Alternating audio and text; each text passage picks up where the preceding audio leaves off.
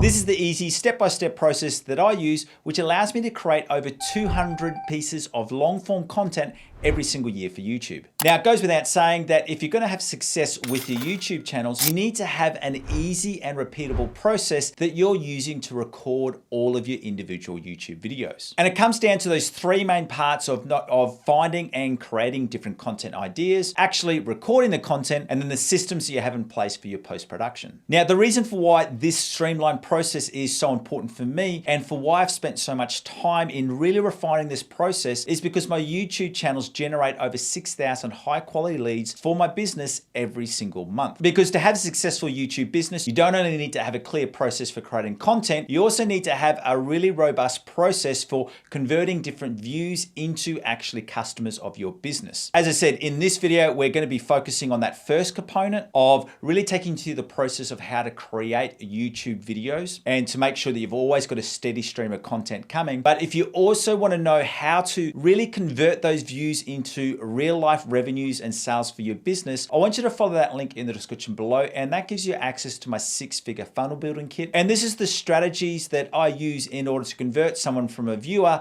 through to joining my database and going through and not only buying my courses, but taking part in my different communities and coaching programs. And you can get all of that just by following the link in the description below. But right now, let's start off by really taking you through the process of how you can easily find and create your different content ideas. Now, I use an external tool for this, and it's a tool called TubeBuddy. And then I use Google Sheets to go through and create my schedule. And let me show you how that works. So when you've got TubeBuddy functioning on your YouTube account, you can see you get this extra data in here. And what this starts to do is this starts to get a good idea on what the search volume is, what the competition is. And then what it also does is it takes your initial search. You can see here, I've got easy way to record YouTube videos, and it gives me some different variations. What I'm looking at here is I'm not only looking at this score, but I'm also going through and looking at what content is actually in this search and really looking for options where I feel that I could generate some really valid content that is going to be slightly different or puts a different perspective on what people are already teaching. And then from there, what I do is when I find some different video content that I want to use, I then go through and put it into a Google Sheet. And then from there, that's when I go through and write out my different YouTube scripts. When it comes to the YouTube scripts, I'm not going to be focusing on that today, but if you stick around to the end of the video, I'll show you where you can see some extra teaching on how to write your scripts. But what this process has allowed me to do is you can see from here, for my other channel, which is all about Google Ads, you can see through here is that I've been able to really go through and cover off all of these different topics to make sure that I'm always appearing at the top or near the top in multiple occasions. And then if I ever find one where I'm not appearing at the top, that then means that I need to come back and create some more content so I can also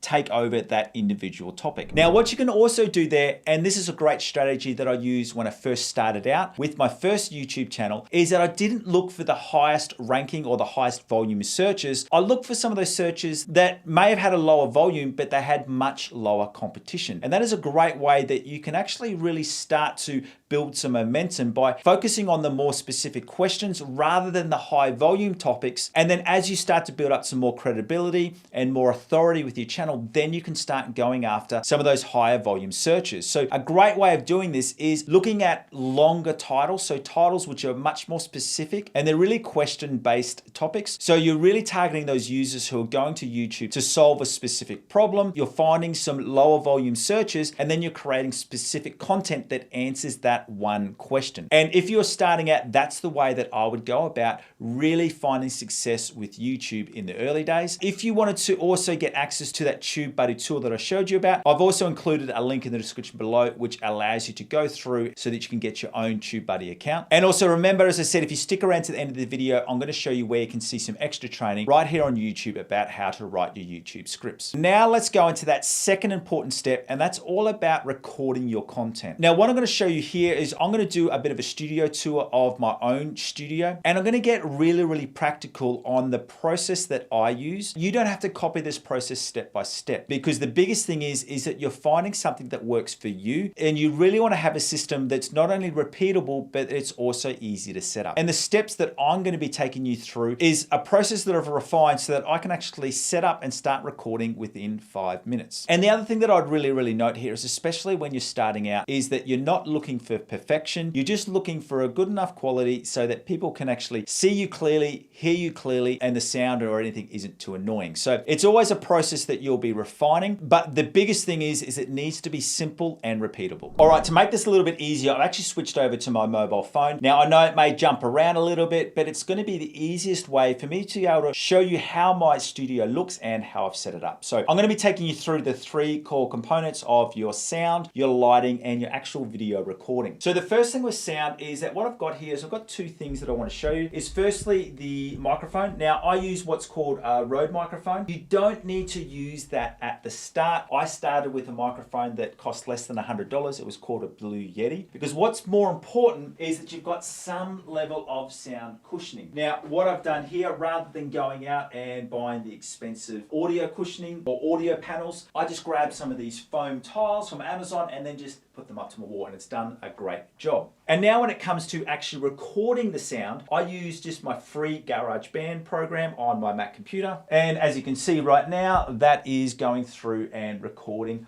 all of the audio for what I'm speaking right now. So that's the first thing. The first thing is making sure you've got that USB microphone, recording it into GarageBand. And then the second thing is all about lighting. When it comes to lighting, you don't need too much. For the lighting of my videos, I've just got one individual softbox light. Once again, it's not even an expensive one. I grabbed this softbox light from Amazon. Once again, I think it was under $100. But the most important thing is, you can actually see from there, is that I've got the light set up behind my camera. So it's just a nice natural light just appearing on my face. And then the third thing is actually the video recording. The way that I do this, once again, you need to work out something that works for you. I use a GoPro. You could also use your own mobile phone like I'm doing now. The reason for why I use a GoPro, or I'd recommend you using your phone, it's just a really simple point and shoot. You don't have to worry about technical settings. It's just setting up and pressing record. Now for me, the way that I set this up, and I'm going to flip the camera around so you can see this setup here, is I have my camera right there so I can speak right to my camera, but you can see over to this side, I've got my script all ready to go. So the way that I go through and do this is I'm sitting in here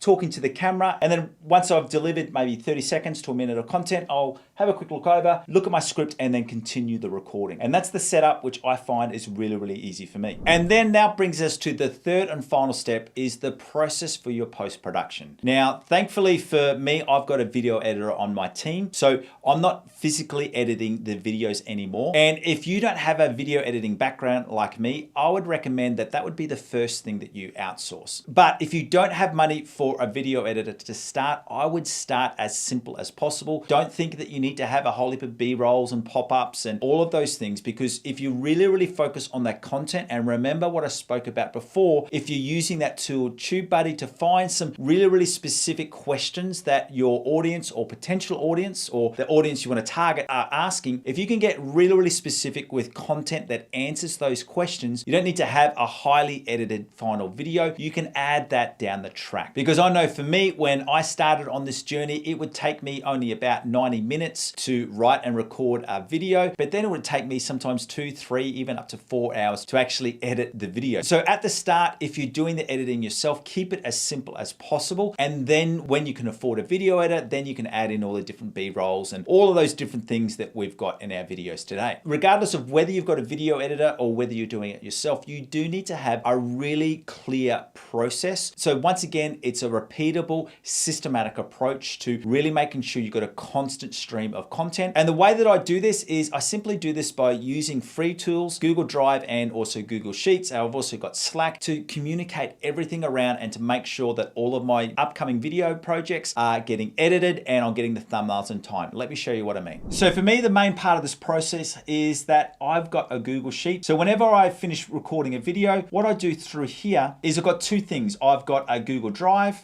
And then I've also got a Google document. Now this Google Drive is accessible by my video editor, my virtual assistant, and also the guys that create my thumbnails. And essentially what I'm just doing in through here is I'm just uploading my video tracks and my audio tracks. I use a really simple numbering process. So you can see from here, I've got my video 1, which matches my audio 1, video 2, and video 3, so on and so forth. So a really simple process for my video editor to be able to pick up and really follow what I'm doing. And then what happens from there is that once that video is edited, my video editor will give me a Dropbox link so I can just go through, check the quality of the video. And then what I also do from there is that I add in any different thumbnail notes in here so that my thumbnail creators can go through and create some different thumbnails. I use Slack. They send me through the different thumbnails, and then I give some different edit notes and approval notes. And that's the process that I use for my post-production. The biggest thing that I would recommend there is that you may not want to use all the Google Sheets that I use. You may want to use some different tools, but the main thing is that you've got a process in place for you to be able to communicate with your post-production team so that they can then complete those video edits and the thumbnails for you on time. If you are still editing the videos yourself, I would still recommend that you are putting in place